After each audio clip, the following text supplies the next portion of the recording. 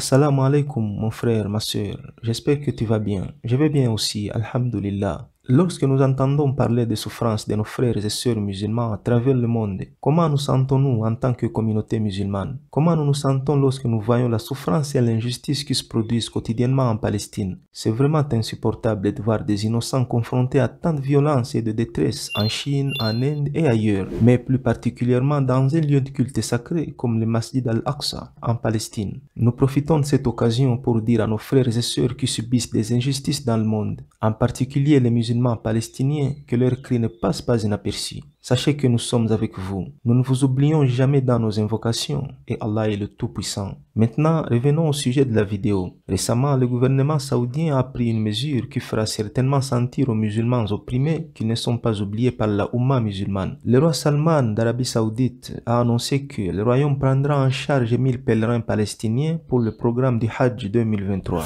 Ces personnes ont été choisies parmi les familles qui ont perdu leurs membres ou dont des membres ont été blessés ou capturés par les forces d'occupation israéliennes. Selon le Saudi Press Agency, cette initiative fait partie du programme The Guest of King Salman, ou les invités du roi Salman, qui a commencé depuis une dizaine d'années. Ce programme, supervisé par le ministère saoudien des Affaires islamiques, prend en charge chaque année des milliers de pèlerins venant du monde entier. Les personnes sélectionnées pour ce programme bénéficient des services comme l'obtention de billets de voyage, l'obtention de visas, les soins médicaux, ainsi que le moyen de transport qui est assuré 24 heures sur 24 entre l'hébergement et la grande mosquée de la Mecque, Masjid al-Haram. Quant à cette nouvelle initiative pour 1000 pèlerins palestiniens, elle aura sans aucun doute un grand impact positif sur cette communauté qui a pendant longtemps souffert. Généralement, les Palestiniens vivant dans les territoires occupés par Israël et qui souhaitent se rendre en Arabie Saoudite pour le pèlerinage doivent passer par des pays tiers en raison des restrictions de voyager qui leur sont imposées par les occupants israéliens. Actuellement, il y aurait des négociations en cours entre l'Arabie Saoudite et Israël afin que ce dernier puisse autoriser des vols directs vers l'Arabie Saoudite, ainsi faciliter les Palestiniens territoires occupés qui souhaitent se rendre au pèlerinage. Israël et l'Arabie Saoudite n'ont pas de relations diplomatiques